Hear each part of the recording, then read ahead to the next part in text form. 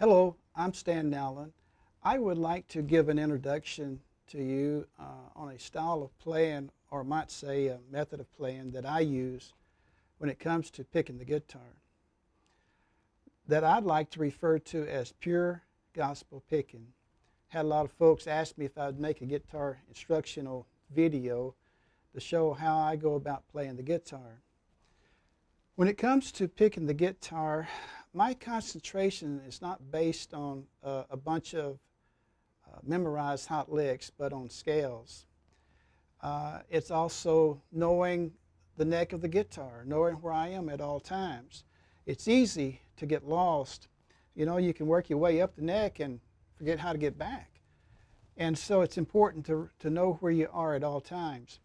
Also, we need to be able to strike every note with power and authority, to where every note is clean and precise. If you know the scale is correct and right, it's easy to do that. But if you're not sure, then you're going to have trouble striking it with authority and power.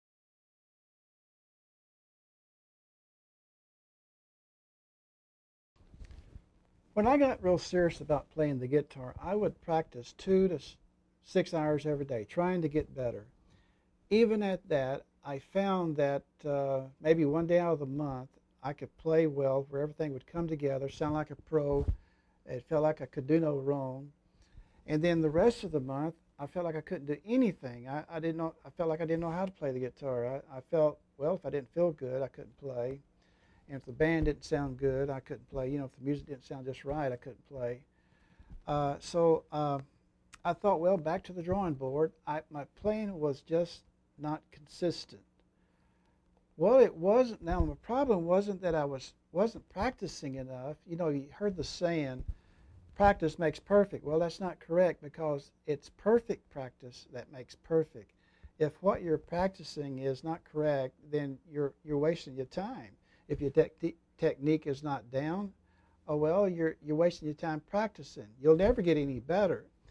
And so I find now that I don't have to practice as much and still be able to perform with the professional touch. And I think the reason is that I've got my technique down and my thinking down, my philosophy down. And so I think that that's the answer to being able to play with a professional touch.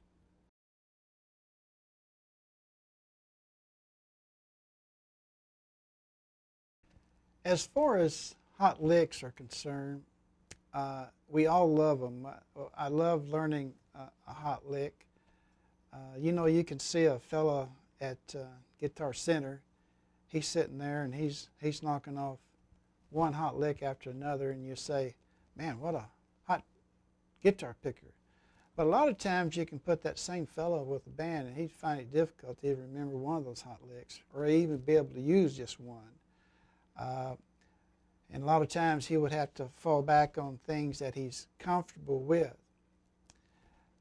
He might even find it difficult playing with a band and becoming part of a group where, you know, you make the singer look good. And as far as the guitar player, he's not supposed to be the one that stands out. He's supposed to make everybody else sound good and look good. So as far as hot licks go, I like them and I learn them, but I've had a problem with hot licks, because I would learn a difficult hot lick, maybe like Chet Atkins, one of his.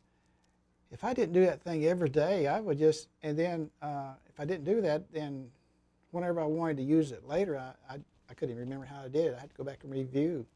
So Chet Atkins said one time that unless you do a lick 1,000 times, and that lick becomes part of you, and you become one with it, where that lick gets into your subconscious and you're able to do it without thinking, then maybe you know that lick. Maybe you can recall it then, but otherwise you're not going to be able to. Most of the licks that were designed for a certain type song, certain type beat, and it's difficult to use them in a lot of songs. It has to be a certain beat and everything, and they were designed for a certain song. So what I do when it comes to hot licks is that I don't really learn the hot lick exactly the way it was designed. What I like to do is find some common pattern in that lick that repeats itself, and that's what I learn, because I find that I can use that more often in songs, and then as far as the whole lick in itself. So so I find that I can use those things more often.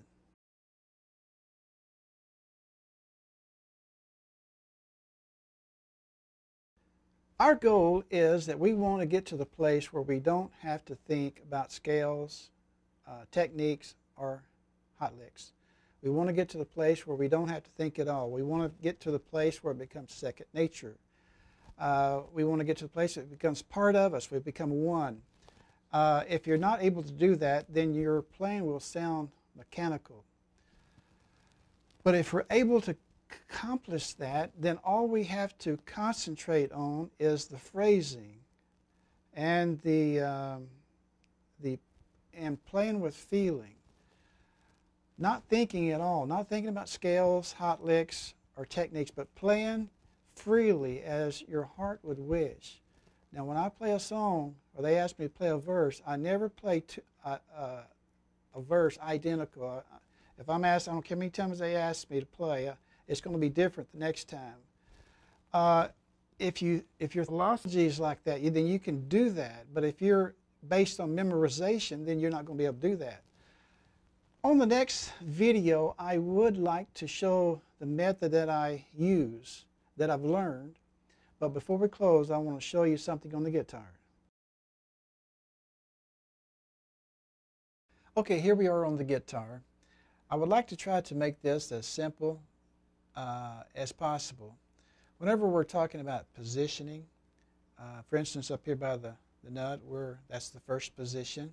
If we move up the neck, that would be the second position, and then up here would be the third position, and so on. Whatever position that you're in, make sure that your fingers are spread out like this and not bunched up.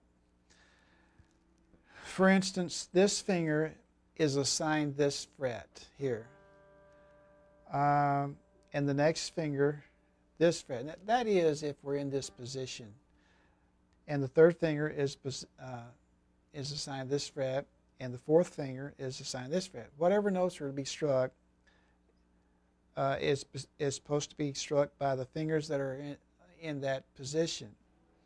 Let me give you an example.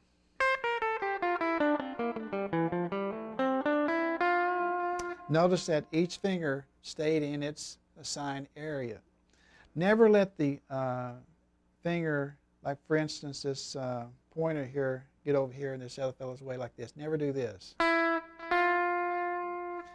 If this string is to be struck, it should be struck by the index finger, like this. The only reason this finger should get over here in this area is if you're sliding into it, if he's sliding up the neck. Okay, now when I struck those strings, I struck them as hard as I could. Of course, I'm using this thumb pick here. And I strike it as hard as I can to make it sound crisp. Also, while I'm playing, I will sing and hum under my breath. Steve Warner does that while he's picking. He'll hum while he's picking. After a while, you get to the place that you can pick what you're humming and play freely. So what that does, that frees you up and makes you play more freely. It also taps into your soul, and so that you're able to play with more feeling. That's what we're after. We want to play with feeling. And a good way to get used to playing this position like that, there's a little exercise you can do, such as this.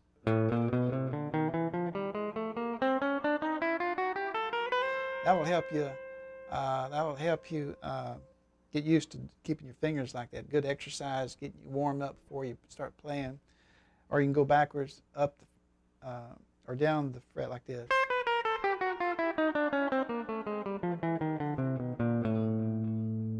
Good practice.